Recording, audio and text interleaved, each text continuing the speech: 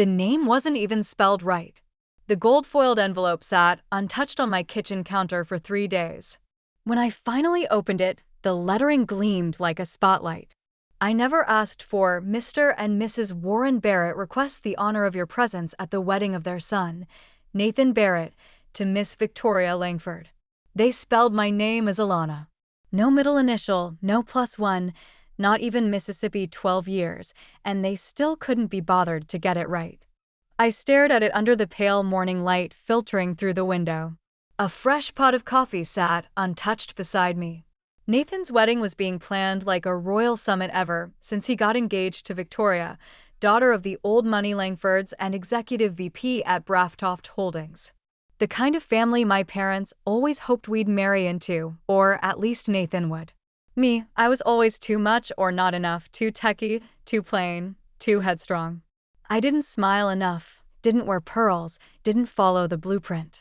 12 years ago, I left NYU Medical School with 2 years left and a straight-A record. My father, Warren, called it an embarrassing decision. My mother, Linda, refused to tell her bridge club I had dropped out. What they never knew, what they never asked, was that I wasn't running away. I was building something. I started Virex Technologies in the back of a converted warehouse in Newark. Just me, a space heater, and a laptop I bought used from Craigslist. While Nathan climbed through corporate finance with Dad's connections, I spent nights debugging firmware and emailing Taiwanese suppliers across time zones. Today, Virex is valued at $1.7 billion. No press photos, no LinkedIn title. Publicly, the face of Virex is Alan Rhee, my godfather and a veteran venture capitalist who prefers being underestimated. Privately, the board answers to me. I've never told my parents.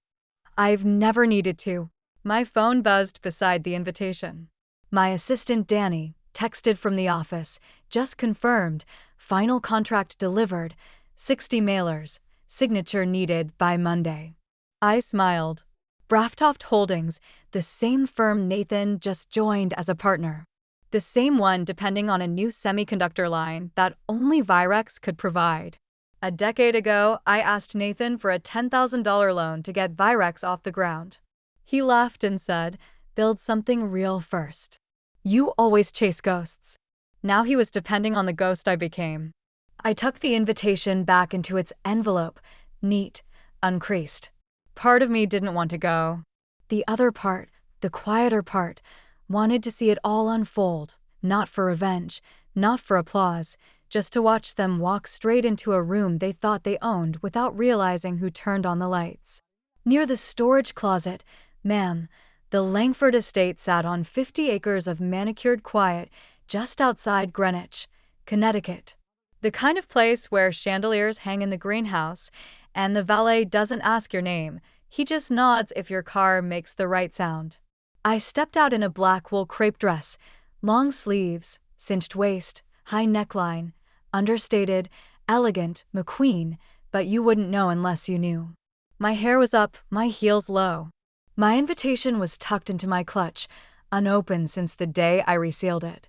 Inside, soft jazz floated beneath the crystal light. Waiters moved like shadows. Guests wore curated joy on their faces, champagne in hand. My mother's voice reached me before her eyes did. "Elena," she said, air kissing the side of my cheek without making contact. Her perfume lingered a beat longer than her welcome. "You actually came. You look well," I said. She stepped back, scanning my dress. "You look professional. You always did like black, didn't you?"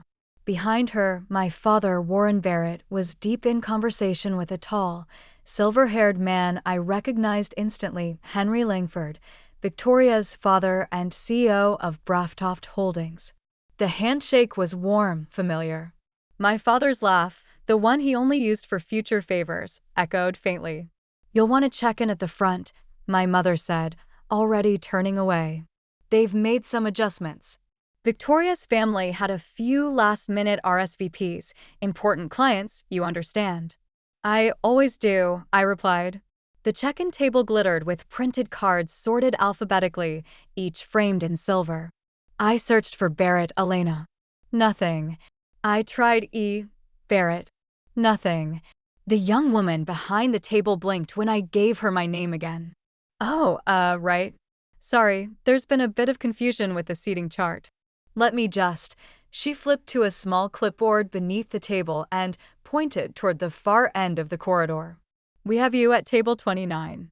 It was set up near the side service entrance, just past the catering staging area. I stared at her. She stared back, smiled apologetically. Near the storage closet, ma'am. I found it. A round table, no floral centerpiece, no name cards, a folding chair on one side, the linen slightly too short. Behind me, steel prep doors swung open and closed. A waiter bumped past, not seeing me. Cozy, I muttered. A familiar voice cut through the hum. Elena. Victoria Langford approached, sleek in ivory, satin, and pearls, her smile polished as glass. You found your seat. I told the planner you preferred something more low profile. I said nothing. Nathan followed behind her, drink in hand, tie loosened for the cameras. Don't make a thing out of it, he said. We had to prioritize people who matter to the firm. You get it. I looked down at the single napkin on the table. 10 years of silence, of being the punchline to their dinner conversations. And now I smiled, then reached into my clutch and pulled out my phone. Cancel the Braftoft contract. All of it. I pressed the screen, waited one beat, then spoke low and clear. Danny, cancel the Braftoft contract. All of it. Her reply was instant. Understood. Emailing the withdrawal now. Click. Nathan blinked. What are you talking about? I turned the phone toward him. The Virex logo glowed against the dark screen. Beneath it, the contract. Final stage, signature pending. His brow furrowed, as if the information was refusing to load. This isn't funny, he said. That's a private deal. That's $60 million of custom silicon you no longer have access to. Victoria tilted her head. Wait, Virex? That's Alan Ree's company. Alan is the face, I said. I'm the owner. Elena Barrett, CEO, founder, architect. Nathan's glass dipped slightly in his hand. That's not possible. You work in logistics or something? I didn't answer. I didn't need to. A few feet away, one of the Braftoft VPs paused mid-step, his eyes flicking between my screen and my face. Recognition hit. He whispered something to another man in a navy suit, and then it began, the ripple. Victoria's smile twitched. You're joking. I don't joke about numbers, I said. Nathan let out a short, humorless laugh. You're going to ruin our deal over a chair? I stood slowly, smoothing the hem of my dress. This isn't about a chair. This is about a decade of being told I didn't matter, of being talked over, overlooked, written out. The chair's just the first thing you noticed. Henry Langford appeared then, flanked by 2 board members. What's going on? I extended my hand.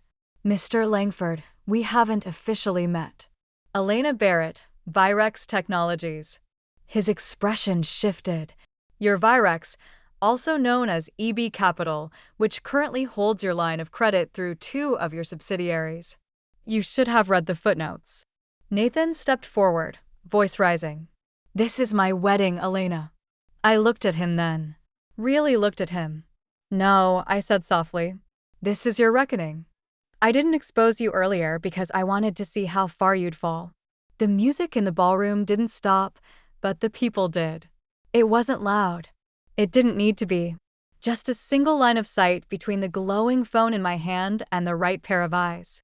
That was all it took. Whispers moved faster than sound. Did she say Virex? That's her. Oh my God, that's Barrett's sister. Victoria's eyes darted from me to Nathan and back again. She's bluffing, she muttered. This is a stunt. Is it? I said, tilting my head. You've met our legal counsel before. Evan Bishop, remember? Nice guy. Good with IP enforcement. Victoria's face strained. Henry Langford stepped closer, his voice low but sharp. If this is true, you just cost us 2/4 of momentum. Only if I stay silent, I said. Nathan hissed, What the hell are you doing? I turned to face him fully. Giving you what you gave me, the benefit of doubt, except now it's gone. He stepped forward, lowering his voice. You're humiliating me. No, I said. You did that yourself. I took a slow breath and let the next card fall. I also own Thorne and Reeve Consulting. You know them. They audit your department. You'll be pleased to know your accounting is about to be reviewed thoroughly. Nathan froze. Wait, what? Victoria's voice cracked. Nathan, what is she talking about? I didn't flinch. 4 shell accounts. 1 funneling crypto losses into vendor write-offs. 2 masking phantom marketing costs. 1, well, I'll let the feds decide if it's laundering or just negligence. He opened his mouth, closed it. I didn't stop. You didn't think anyone was watching. You thought as long as the report stayed polished, the rot underneath wouldn't matter.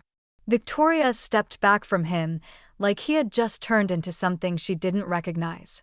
You used my father's company to hide your gambling losses, she stammered. He stammered, I didn't mean for, I cut in, voice even. I didn't expose you earlier because I wanted to see how far you'd fall on your own. Turns out, pretty far. Victoria's hand flew to her mouth. Her mascara had started to smear. Her father turned on Nathan. Is this true? Nathan didn't answer.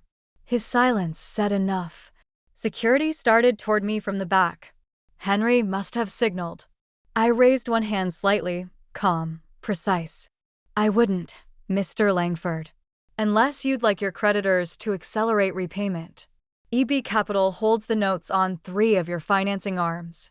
1 call and I can trigger a review. The head of security stopped. He looked at Henry. The tide shifted again.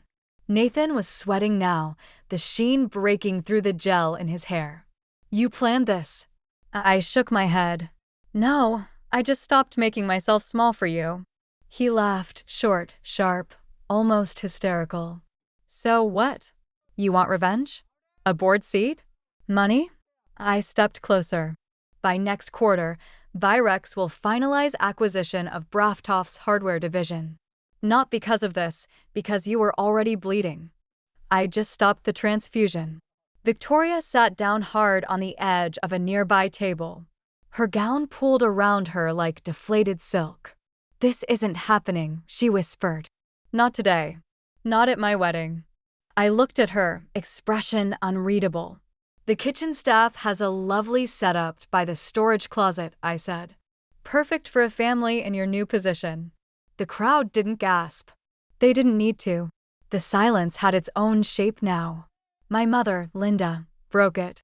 She stormed forward, cheeks flushed. Elena, what are you doing? This is your brother's wedding. Have you lost your mind? I turned to her. You want to talk about loss? I asked, voice soft. Try being erased. Try needing a loan to start your company and getting told, get a real job. Try watching your family fawn over someone who's been lying for years while pretending you're the disappointment. Her mouth opened. No sound came out. You cared more about the Langfords' approval than your own daughter's existence. She looked like I had slapped her. Warren, my father, had gone pale. His hand trembled slightly as he reached for his glass. Elena, he said, voice strained. We didn't know. We thought you were struggling. I was building, I said quietly. Because I knew that if I failed, you'd say, I told you so. But if I succeeded, you'd still never give me credit because it didn't look the way you wanted it to. I slipped my phone into my clutch. Now it does. It wasn't just a wedding. It was a stage, and the curtain just dropped. No one moved. No one cheered. No one protested. They just watched. Champagne flutes paused midair. Conversations died mid-sentence. Even the quartet in the corner let the last note trail off without picking up the next. The silence wasn't empty. It was loaded. Recognition sank in, slow and heavy, like a ship taking on water. Victoria still sat motionless. Her hands clenched around the edge of the table, knuckles white against cream satin. Her perfect posture buckled, her lips parted, but no words came out. Nathan was unraveling in real time. His hands shook, his jaw clenched, then loosened. Sweat bloomed across his brow, catching under the ballroom lights. He looked like a man trying to find the trap door and realizing there wasn't one. He stumbled forward, reaching for me as if that alone might undo it. "Elena," he croaked. "Please, not here. Not like this." "Not today," he said again, softer. "Think about what this will do to the family." I tilted my head. "You mean the family that edited me out of holiday photos because my dress came from Nordstrom instead of Saks? The one that called me difficult for asking questions, but ambitious when Nathan lied through his teeth?" His mouth opened, but I kept going. "Don't beg for family now, Nathan. You only remember I'm your sister when your life is burning down." From the corner of the ballroom, a guest raised their phone. Then another. I saw the red circle recording. This moment wouldn't be erased. Henry Langford swore under his breath and pulled out his phone. He turned his back to us, already making damage control calls. He knew the deal was dead. The headlines were coming. Warren, our father, sank slowly into a chair. His tie was crooked now, his hands clasped tightly between his knees, like a schoolboy waiting for discipline. His gaze never met mine. Linda stood beside him, frozen. The silence had cracked something in her face, like a portrait that's been hanging too long in the wrong light. It wasn't just a wedding. It was a stage, and the curtain just dropped. The receptionist didn't recognize me. I had to show ID. 3 weeks passed. No more voicemails from Nathan. No statements from Braftoft, no family group texts. Those had gone silent long before. Then one Monday morning, Danny buzzed my office. "You have an unexpected visitor." I didn't look up. "From where?" "Personal. No appointment. Says she's your mother." I paused. "Not long. Just long enough. Send her in." The door opened with a soft click. Linda Barrett stepped inside in a pale blue blazer and matching slacks. Her shoes were a half step behind trend. Her clutch was last season, worn at the corners. She stood like someone unsure if they were welcome. She didn't speak at first, just looked around. Clean lines, glass walls, framed patents on one side, a plaque from MIT on the other. My world, now visible. "The receptionist didn't recognize me," she said, voice thin. I had to show ID. "Security protocol," I replied. "We've had interesting visitors since the acquisition." She nodded slowly. Her hand tightened on the clutch. "I wasn't sure you'd see me." "You're here," I said. She stepped closer, sat uninvited across from me. "We've been thinking," she began, "about the wedding, about everything, about what we failed to see." Her voice trembled, and for the first time in years, she didn't sound like she was trying to win something. "We were wrong, Elena. So terribly wrong. We thought success looked like Nathan, suits and firm handshakes, but we didn't see what you were building." I studied her face. She looked older than I remembered. Not from age, from collapse. "You came to apologize," I said flatly. "Or because the country club dues are due, and you need help covering them?" She flinched. "We deserve that," she whispered. "But you're still our daughter. Surely that means something." I leaned back, my gaze steady. "It meant nothing when I needed support," I said. "Why should it mean something now that I don't?" A single tear slid down her cheek. "Because we're proud of you, even if we don't deserve to be. This isn't help, it's a chance." I stood and walked to the cabinet near the window, pulled a thick sealed envelope from the top drawer, turned, and placed it gently in front of her. "What's this?" she asked, not touching it. "Information," I said, "about Virexa's small business initiative. A loan program, commercial real estate listings, contact numbers for advisors." She stared at the envelope like it might explode. "You'd help us? After everything?" I shook my head. "I'm not helping," I said. "I'm offering a chance. But make no mistake, no shortcuts, no backdoor favors, no trading on the Barrett name." Her fingers hovered over the envelope now. "If you want to rebuild, you'll do it like I did, from the ground up." She blinked rapidly, once, twice, her voice barely audible. "Thank you for the chance. And for the lesson." I nodded once. Lessons cost something. That's why they matter. As she stood, she clutched the envelope like a lifeline, then paused at the door. Her voice was small. Is there anything else I should know? I met her eyes. One more thing, I said. That table by the storage closet. The one you sat me at. She froze, already bracing. Best seat in the house, I said. It's where you get a clear view of who people really are. She didn't reply. She just nodded, then left quietly, like someone who finally understood silence.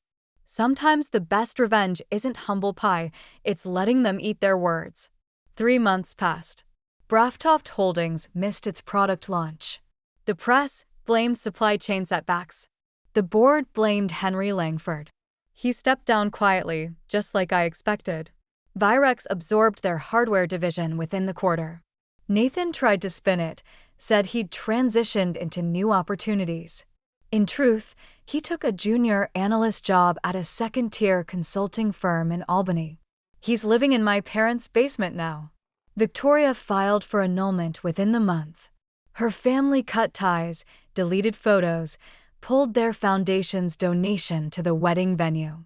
The videos had gone viral, 3 million views and counting. I didn't read the comments. As for my parents, they opened a small home goods boutique, applied through the program I placed in their hands. They qualified, barely. Linda manages inventory. Warren handles the register. It's not glamorous, but it's theirs, and they show up every morning, which counts for something.